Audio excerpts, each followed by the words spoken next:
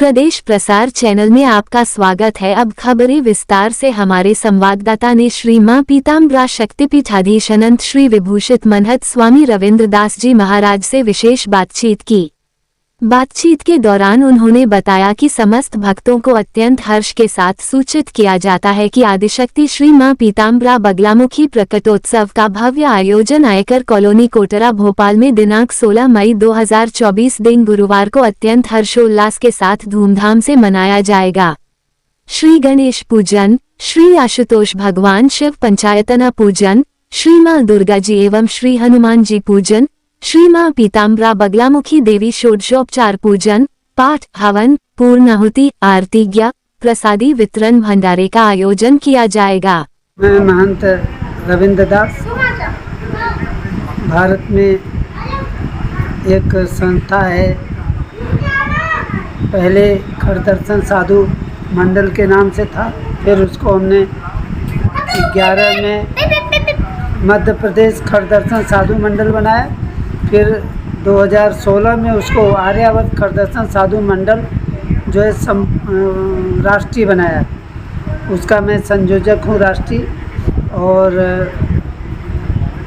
राष्ट्रीय संयोजक के अधिकार में है कि वह राष्ट्र का संस्था का अध्यक्ष नियुक्त कर सकता है और अन्य पदों पर वो डायरेक्ट नियुक्त कर सकता है।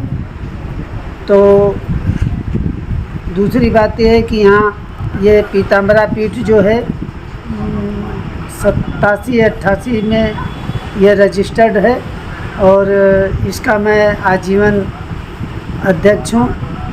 और माँ पीताम्बरा की कृपा से प्रतिवर्ष वैशाख शुक्ल अष्टमी को माँ पीताम्बरा बगलामुखी जयंती मनाई जाती है, जिसमें जो स्थानीय देवता हैं, क्योंकि हमारे यहाँ शास्त्र कहता है कि गणपति जी का पूजन होना चाहिए, तो गणपति जी के पूजन से शुरू होता है और माँ पार्वती शिव के पूजन से लेके लक्ष्मी नारायण के पूजन से लेके माँ सरस्वती ब्रह्मा के पूजन से लेके माँ पीताम्बरा का जो है पूजन होता है। और इसके बाद संतों का जो है, चूँकि नियम है तो संतों का भी भंडारा होता है और जनता का भी भंडारा होता है। तो कल भगवती का जो है अभिषेक के बाद, हवन के बाद आरती होगी और आरती विशाल रूप में होगी। जितने भी श्रद्धालु होंगे सब अपने अपनी थाली में ज्योति जला करके आरती करेंगे। उसके बाद भंडारा होगा।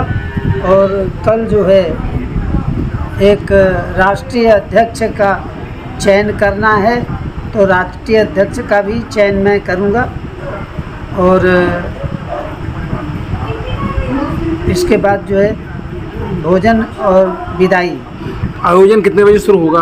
कल सुबह 6 बजे से शुरू हो जाएगा और जो चलेगा 1 बजे तक पूजन पाठ होगा। इसके बाद भोजन की व्यवस्था, प्रसाद वितरण होगा। हर वर्ष आप बगलामुखी पीताम्बरी देवी जी का मनाते हैं? ये प्रतिवर्ष मनाते हैं और इसमें संतों का सम्मान भी करते हैं? हाँ जी, संतों का नहीं, इसमें हम अब की बार जो है कुछ विशिष्ट जो कर्मकांडी ब्राह्मण हैं, जो समाज को कुछ अच्छी दिशा दे सकते हैं, उनका सम्मान किया जाएगा। और कुछ पत्रकारों का भी सम्मान होगा कल, क्योंकि पत्रकार भी जो है इस देश की और समाज की एक तरह से एक दिशा निर्देश करने का काम करते हैं, और दिशा विहीन हो तो उसको लाइन पे लाने का भी काम करते हैं। कभी कभी पढ़ने में ऐसा आता है कि कभी लोग जो है, चाहे वो शासन हो प्रशासन हो, कुछ गलतियां कर जाता है, तो पत्रकार लोग जो उसमें उसकी बारीकी से बारीकी दोष और गुण को देख करके उसके विरोध में भी और उसके साथ भी खड़े हो जाते हैं।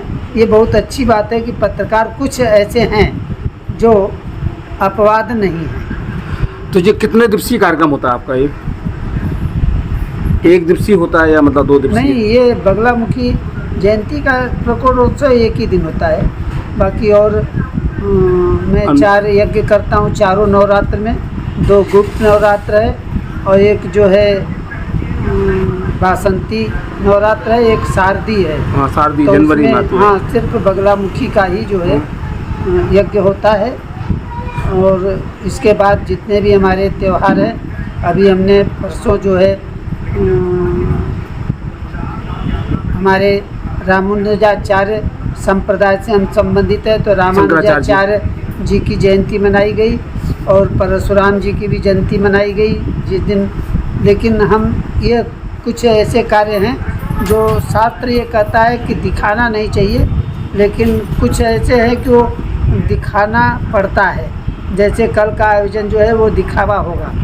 दिखावा इसलिए होगा कि साधु समाज नाराज़ न हो जाए, बाकी नहीं तो हम नहीं चाहते कि कोई कार्य धर्म को छिपा के करिए।